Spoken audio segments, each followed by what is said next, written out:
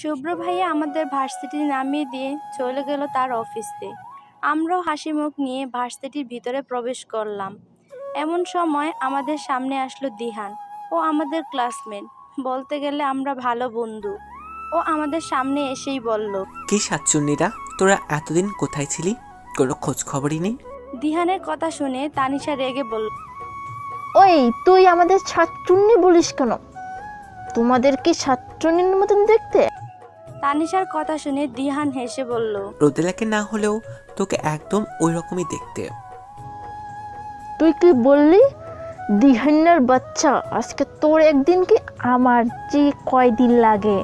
তানিশার কথা শুনে দিহান দিল দৌড়, সাথে তানিশও দিল দৌড়। তারপর শুরু হয়ে গেল তাদের মধ্যে লড়াই, দৌড়। আর আমি তাদের কাণ্ড দেখে দাঁড়িয়ে দাঁড়িয়ে হাসতে লাগলাম। অবশ্য এটা নতুন নয়, ওরা সব সময় কোনো না কোনো কারণ নিয়ে সারাদিন ঝগড়া করে। হঠাৎই কেউ পিছন থেকে বলে উঠল, এত হাসো কেন? তোমার হাসি দেখলে তো আমি পাগল হয়ে যাই। মুহূর্তের মধ্যে হাসি থামিয়ে গিয়ে পিছনে ঘুরে তাকালাম আমি। সামনে আবির ভাইয়াকে দেখে কিছুটা ঘাবড়ে গেলাম আমি। উনি হলেন আমাদের ভার্সিটির সিনিয়র, কিন্তু প্রায় এসব আলতু ফালতু কথা বলে, যেটা আমার কাছে সব সময় বিরক্তকর লাগে, যেমনটা এখন লাগছে। আমার বিরক্তে মেজাজে উনি আবার বলে উঠলেন, কি হলো রোদেলা, কথা কেন বলছো না? ভাইয়া প্লিজ আমার সাথে এসব ধরনের কথা বলবেন না। আমার শুভ্র ভাইয়া জানতে পারলে আপনাকে আর আস্ত রাখবে না মনে মনে। কি হলো, চুপ কেন? না ভাইয়া, কিছু না, এমনি। তা এতদিন ভার্সিটিতে আসোনি কেন? আসলে ভাইয়া আমার এতটুকু বলতে এমন সময় তানিশা আর দিহান ডাক দিল আমায়। আমিও আর কিছু না বলে ওখান থেকে চলে আসলাম। তারপর তিনজনে মিলে চলে গেলাম ক্লাসরুমে।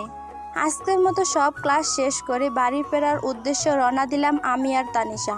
শুভ্র ভাইয়া ফোন করে কিছুক্ষণের মধ্যেই চলে আসবে আমাদের নিতে। ভার্সিটির মাঠে আসতেই এমন সময় সামনে আসে দাঁড়ালো আবির ভাইয়া। ওনাকে দেখে কিছুটা অবাক হলাম আমি। উনি হাতে একটা গোলাপ ফুল নিয়ে বলল, রোদেলা, আই লাভ ইউ। ওনার কথা শুনে রীতিমতো চোখ বড় বড় হয়ে গেল আমার। আমি সহ তানিশা হয়তো হা হয়ে তাকিয়ে আছে। আমাদের এভাবে তাকিয়ে থাকতে দেখে আবির ভাইয়া বল, কি হলো রোদেলা, কথা বলো। ওনার কথা শুনে আমি বলে উঠলাম, ভাইয়া এসব কি বলছেন আপনি ভাইয়া? আর আমার বিয়ে হয়ে গেছে ভাইয়া। আমার কথা শুনে আবির ভাইয়া অবাক হয়ে বলল, এইসব কি বলছো তুমি? তবে কবে হলো তোমার বিয়ে, আর কার সাথে হলো? ওনার কথা শুনে তানিশা বলে উঠল, এখন বলা যাবে না, আর বিয়েটা হচ্ছে শুভ্র ভাইয়ার সাথে। আবির ভাইয়া হয়তো অবাক হলো তানিশার কথা শুনে। হঠাৎই ভাইয়া বলে উঠল, তাহলে সরি রোদেলা, তোমার সম্পর্কে না জেনে এত বড় ভুল করে ফেলেছি। আই এম সো সরি রোদেলা। আমিও হালকা এসে বললাম, ইটস ওকে ভাইয়া। আচ্ছা, আরেকটা কথা বলি। জি বলুন ভাই। এই গোলাপটা তোমার জন্য নিয়ে এসেছিলাম, কিছু মনে করো না। এটা কি তুমি নিবে? ভালোবাসা ভেবে নয়, এমনি জাস্ট ছোট গিফট হিসেবে নাও। ওনার কথা শুনে আমার একটু খারাপ লাগলো, যার কারণে আমিও মুচকি এসে বললাম, ঠিক আছে ভাইয়া দিন। আমার কথা শুনে উনি খুব খুশি হয়ে গেলেন। তারপর তার হাত থেকে গোলাপটা আমার দিকে এগিয়ে দিল। আমিও মুচকি হেসে গোলাপটা নিলাম। এইদিকে দূর থেকে শুভ্র এমন দৃশ্য দেখে চোখ আগুনে জ্বলে উঠল তার। আবির ভাইয়া গোলাপটা দিয়েই চলে গেলেন। এমন সময় কোথা থেকে শুভ্র ভাইয়া এসে আমার হাত শক্ত করে ধরে টানতে টানতে ভার্সিটির বাইরে বের করে নিয়ে আসলো। আমাদের পিছন পিছন তানিশাও আসলো। আচমকা এমনটা হওয়ায় আমি পুরো ঘাবড়ে গেলাম। পরক্ষণে মনে হলো, ভাইয়া কি তাহলে দেখে ফেললো নাকি? আবির ভাইয়ার কাছ থেকে যে গোলাপ নিছি, ভাবতেই ভয়ে ঢোক গিললাম আমি। ভাইয়া আমাকে গাড়ির সামনে নিয়ে এসে চেঁচিয়ে বলল, তোর সাহস কি করে হলো অন্য ছেলের কাছ থেকে গোলাপ নেওয়ার? ভাইয়ার ধমক শুনে আমি পুরো ভয়ে কেঁপে উঠলাম। এমন সময় তানিশা বলে উঠল, ভাইয়া তুমি যা ভাবছো তেমন কিছু নয়। তানিশার কথা শুনে ভাইয়া আরো রেগে গিয়ে বলল, চুপ কর তুই। ভাইয়ার ধমক শুনে তানিশাও আর আমি কিছু বলতে পারলাম না। ভাইয়া ঘন ঘন শ্বাস ফেলতেছে, যাতে বোঝাই যাচ্ছে ভাইয়া কতটা রেগে আছে। আমি আর তানিশা চুপ করে আর কোনো কথা না বলে গাড়িতে বসে পড়লাম। তারপর ভাইয়া কোনো কথা না বলে গাড়ি চালানো শুরু করলো। আর যাই হোক, এ রাস্তার ভেতরে চেঁচামেচি করা ভালো দেখাবে না। জ্বরের গতিতে ভাইয়া গাড়ি চালাচ্ছে, আর ভাইয়ার এমন কাজে আমি ভয়ে পুরো অর্ধেক হয়ে যাচ্ছি। না জানি এখন বাসায় গিয়ে কি করবে আমায়। 1.5 ঘন্টার রাস্তা আজকে ভাইয়া 10 মিনিটের মধ্যেই নিয়ে এসেছে, যা দেখে বোঝাই যাচ্ছে ভাইয়া কতটা রেগে আছে। ভাইয়া গাড়ি থামিয়ে আমিও গাড়ি থেকে নেমে এক দৌড়ে পাইকে বাসায় ঢুকে সোজা তানিশার রুমে ঢুকে দরজা বন্ধ করে দিয়েছি আমি। আজকে আর আমাকে পাইকে, আজকে আর কোনোভাবেই শুভ্র ভাইয়ের সামনে যাওয়া যাবে না, এ ভেবে বসে পড়লাম তানিশার বিছানায়। এদিকে শুভ্র এখন গাড়িতে বসে ঘন ঘন শ্বাস ফেলছে, নিজের রাগকে কন্ট্রোল করার চেষ্টা করছে। এমন সময় গাড়ির ভেতরে বসে থাকা তানিশা বলে উঠল কাঁপা কাঁপা গলায়, ভাইয়া রাগ করো না, আগে আমার পুরো কথাটা তো শোনো। শুভ্র চুপটি করে বসে রইল। তানিশার প্রশ্নের কোনো উত্তর দিল না। তানিশা শুভ্রকে এইভাবে চুপ থাকতে দেখে বলে উঠল, ভাইয়া তুমি যেটা ভেবেছো আসলে কাহিনীটা তেমন নয়। এই বলে তানিশা শুরু থেকে শেষ পর্যন্ত হয়ে যাওয়া কাহিনী বলল শুভ্রকে। সব শুনে শুভ্র কিছু বলল না, শুধু এইটুকুই বলল, বাড়ি যা তুই, ভাইয়া রোদেলার কোনো দোষ নেই। তোকে যেতে বলছি। শুভ্রর কথা শুনে তানিশা আর কিছু না বলেই চলে গেল। শুভ্র কিছুক্ষণ বসে কিছু একটা ভেবে গাড়ি চালিয়ে চলে গেল। একরাশ ভয় নিয়ে বসে আছি তানিশার রুমে। কি করব এখন কিছুই বুঝতে পারছি না। ধুর, কেন যে আবির ভাইয়ের কাছ থেকে গোলাপটা নিতে গেলাম, কিন্তু না নিলেও তো ভালো দেখাতো না।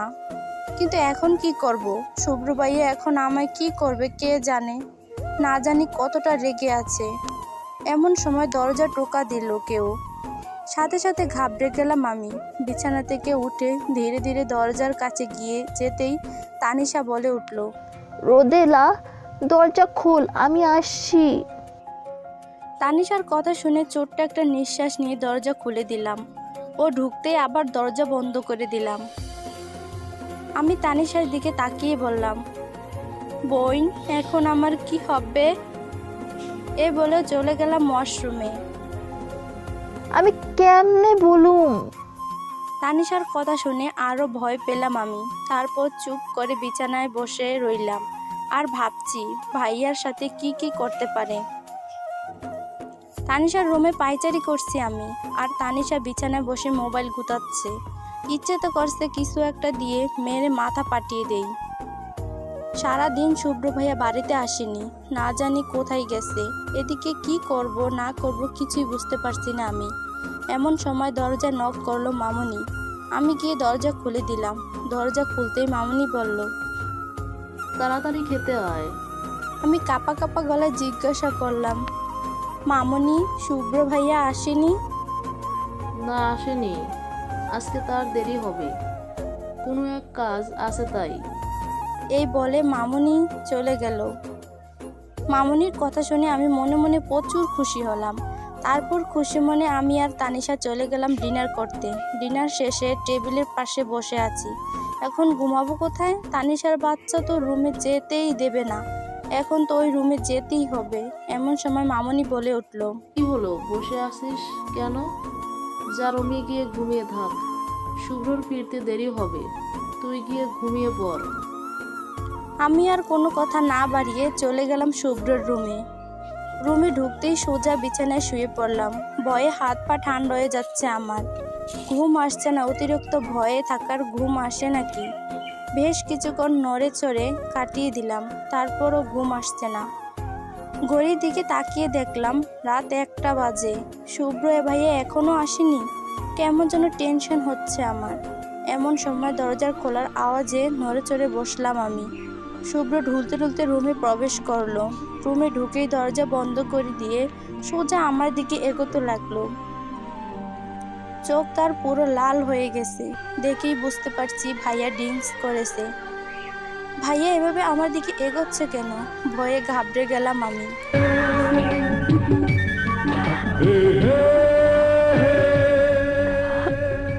তুমি